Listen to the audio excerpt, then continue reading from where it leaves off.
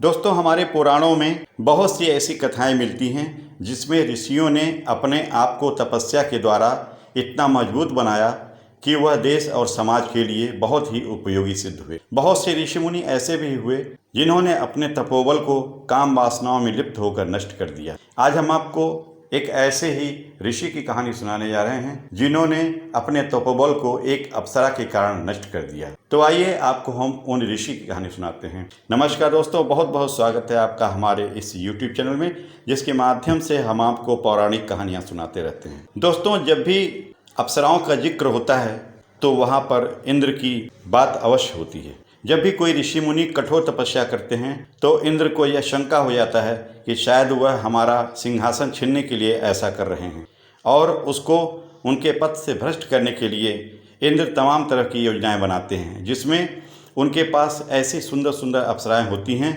कि उन अप्सराओं के द्वारा वह ऋषियों मुनियों की तपस्याओं को भंग कर दिया करते थे। ऐसे ही एक ऋषि थे कंडू। पौराणिक कथाओं के अनुसार एक समय की बात है, ऋषि कंडू अपने घोर तपस्या में लीन थे।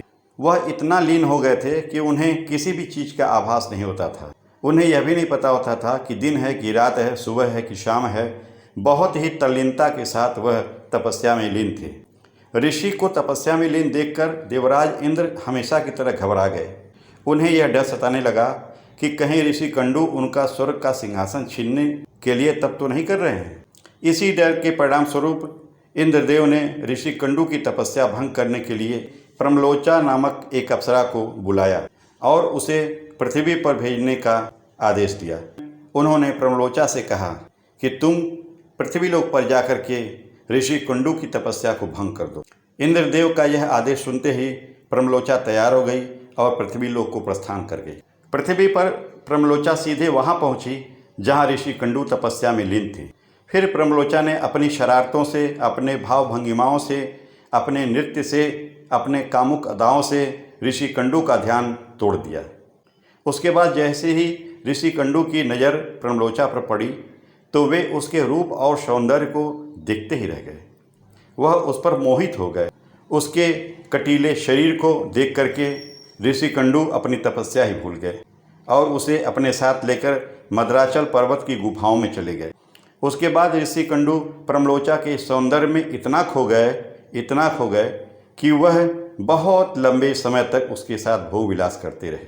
100 वर्ष बीत जाने के बाद एक दिन अप्सरा प्रमलोचा ने ऋषि कंडू से कहा कि हे ऋषिवर, अब मैं स्वर्ग को वापस जाना चाहती हूँ, इसीलिए आप मुझे खुशी खुशी विदा कीजिए।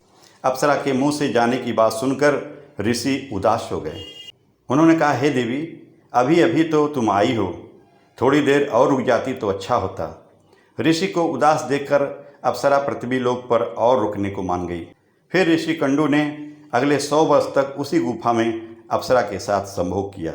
फिर 100 वर्ष के बाद एक दिन अप्सरा प्रमलोचा ने ऋषि कंडू से कहा, हे मुनिवर, मुझे पृथ्वी लोक पर आए बहुत दिन हो गए, अब मुझे तो आप स्वर्गलोक जाने के लिए आज्ञा दे ही दीजिए।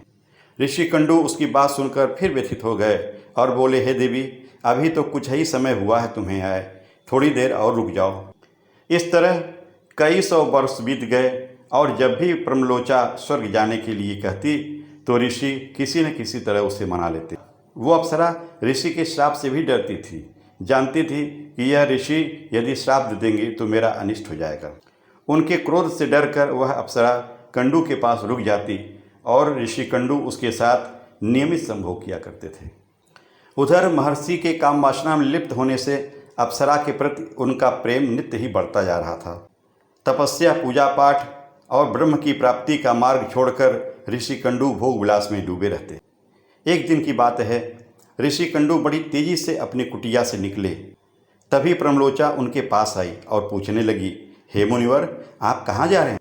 तब ऋषि ने कहा, हे भद्रे, दिन अस्त हो चुका है, अब मैं संध्योपासना करने जा रहा हूँ। अगर ऐसा नहीं किया तो मेरा धर्म नष्ट हो जाएगा। यह सुनकर प्रमलोचा मुस्कुराए बिना नहीं रह सकी। प्रमलोचा बोली, हे ऋषिवर, आप तो वेदों के ज्ञाता हैं, क्या इतने वर्षों के बाद आज पहली बार सूर्यास्त हुआ है? जो संध्या वंदन नहीं करेंगे तो आपका धर्म नष्ट हो जाएगा। मैं तो आपसे जब से मिली हूँ तब से आपने अभी तक संध्या वंदन नहीं किया। प्रकार के वचन सुनकर ऋषि कंडू बोले, हे भद्रे, इस सुंदर तट पर तुम तो आज ही आई हो, मुझे भली भांति स्मरण है। मैंने आज ही तुमको अपने आश्रम में प्रवेश करते देखा। अतः अब दिन के समाप्त होने पर संध्या काल हुआ है। मुझे तो लगता है कि तुम मेरा उपहास कर रही हो या मुझे चिढ़ा रही हो। तब प्रमलोचा ने कहा, ईश्वर, आपका यह कथन बिल्कुल सत्य है कि आपके आश्रम में मैं सुबह आई थी, परंतु वह सुबह आज नहीं। जिस सुबह आई थी उस सुबह को हुए तो कई 100 वर्ष बीत चुके। यह सुनकर महर्षि कंडू घबरा गए और बोले कि हे सुंदरी, मुझे सही सही बताओ, तुझे मेरे साथ रमण करते कितना समय हो चुका है।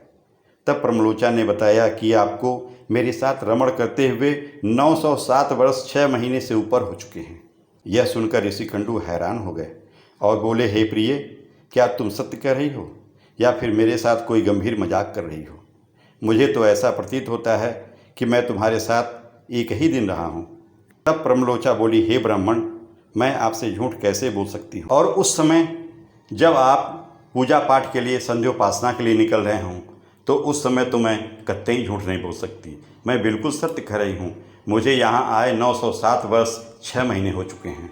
प्रमलोचा ने अपने अंदर थोड़ा सा हिम्मत लाकर ऋषि से कहा कि हे ऋषिवर, मैं यहाँ किसी के कहने से आई थी। आप यदि क्रोधित न हों तो मैं आपको सारी घटना सत्य सत्य बता सकती हूँ, परंतु हे ऋषि, इसमें मेरा कोई दोष नहीं है, इसीलिए मुझे क्षमा कर दीजिएगा।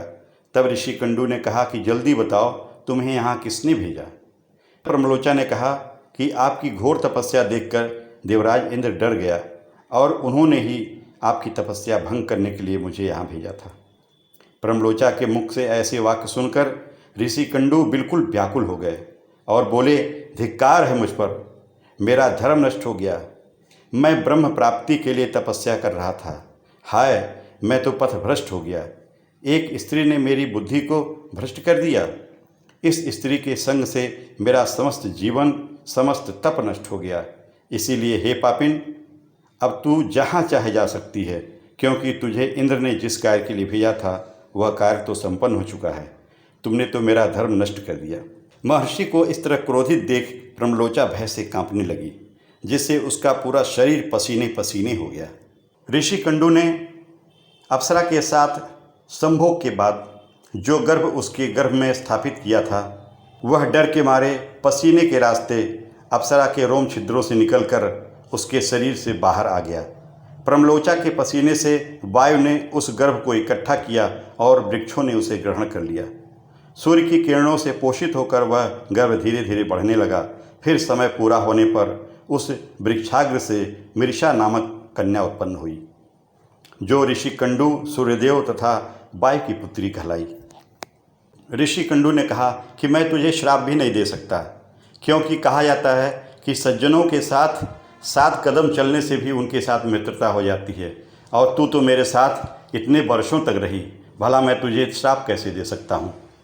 और फिर इसमें तेरी गलती कहाँ? गलती तो मेरी थी, तपस्या तो मेरी भंग हुई, मेरी अज्ञानता से भंग हुई, और जो मैं ब्रह्म प्राप्ति के मार्ग पर चल रहा था, आज पथभ्रष्ट होकर मैं पतन की तरफ चला गया। अब तू यहाँ से मेरे आँखों के सामने से दूर हो जा, चली जा। इस तरह प्रमलोचा स्वर्गलोक को चली गई। दोस्तों, हमारे पुराणों में इस तरह की कथाओं का मतलब यही होता है कि जब बड़े बड़े ऋषि मुनि अपनी तपस्या, अपने धर्म के पथ से केवल कामासक्त होने के कारण भटक गए, तो हम जैसे सामान्य पुरुषों की क्या विसात है। इसीलिए हमेशा काम भावना से दूर रहना चाहिए और अपने लक्ष्य की तरफ केंद्रित होना चाहिए। दोस्तों, मिलते हैं आपसे किसी और पौराणिक कहानियों के साथ। तब तक के लिए नमस्कार।